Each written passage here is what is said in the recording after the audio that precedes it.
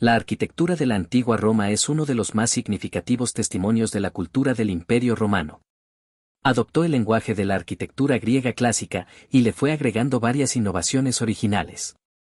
Los dos estilos a menudo se consideran un cuerpo, lo que se conoce como arquitectura clásica. La civilización romana se desarrolló durante la Edad Antigua. Según la tradición, Roma fue fundada por Rómulo y Remo, ambos amamantados por una loba llamada Luperca, el 21 de abril del año 753 a.C. La antigua Roma fue una civilización poderosa e influyente que se desarrolló en la península itálica a partir del siglo VIII a.C. Su historia abarca desde la fundación de la ciudad de Roma hasta la caída del Imperio Romano de Occidente en el siglo V después de Cristo. Podemos dividir la historia de la Roma antigua en tres etapas. La monarquía que se inicia desde la fundación de Roma en el año 753 a.C. hasta el año 509 a.C. Durante los dos primeros siglos de existencia, la ciudad fue gobernada por reyes. El rey, elegido por el Senado, concentraba todos los poderes, inclusive militar y religioso, y era un cargo vitalicio. En el año 509 a.C. el rey Tarquino el Soberbio, que gobernaba de forma autoritaria y despótica, es expulsado después de una revuelta. Fin de la monarquía. Se inicia entonces la república. Una nueva forma de gobierno. Durante este periodo, Roma se consolidó como una potencia militar y económica, expandiendo su territorio por toda Italia y gran parte del Mediterráneo. La tercera y última etapa es el imperio. Durante esta etapa se superan las crisis sociales y políticas que el sistema republicano no pudo hacer frente. Fue un periodo caracterizado por un gobierno unipersonal y autocrático, en el que el poder residía en la persona del emperador, cuyas decisiones no estaban sujetas a leyes.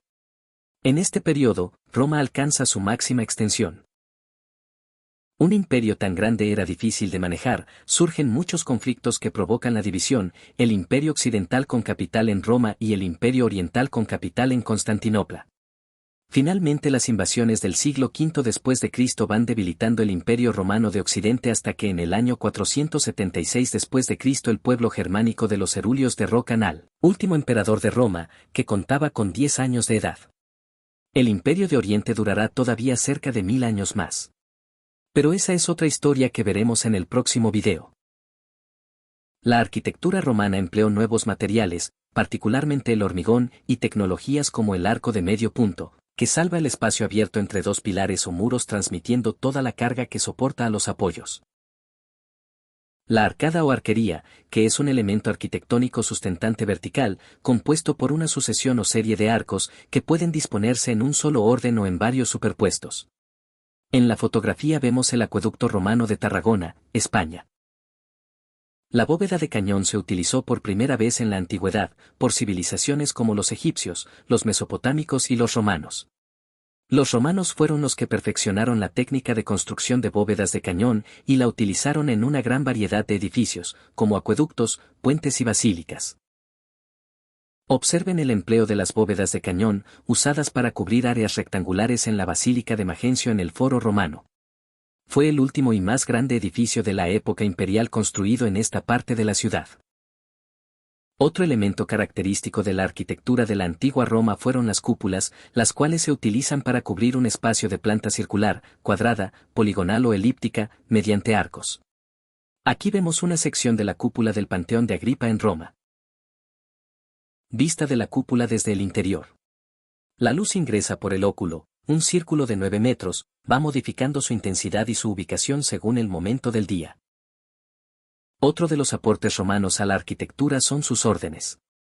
El orden toscano no pertenece al grupo de los órdenes arquitectónicos griegos, dórico, jónico y corintio, sino que es la aportación etrusca a los órdenes clásicos.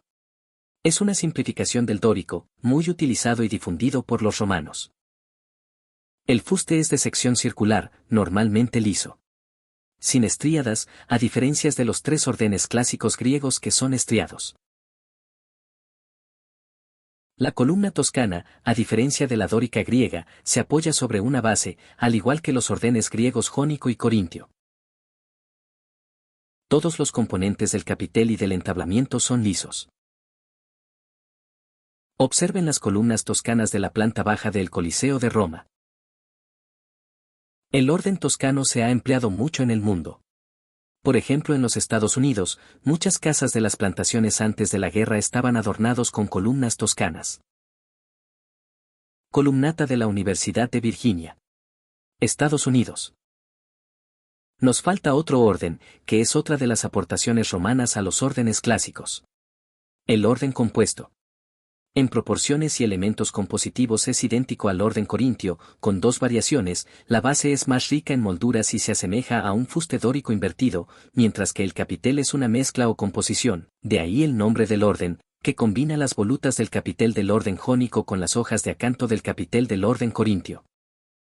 Un ejemplo del capitel compuesto lo podemos ver en las columnas a la entrada de la iglesia de San Juan Evangelista en la ciudad de Brescia, en la región de Lombardía, Italia. Amigos, con esto terminamos la primera parte de la arquitectura griega. En la segunda parte veremos algunos ejemplos de construcciones romanas antiguas. Y este video se terminó.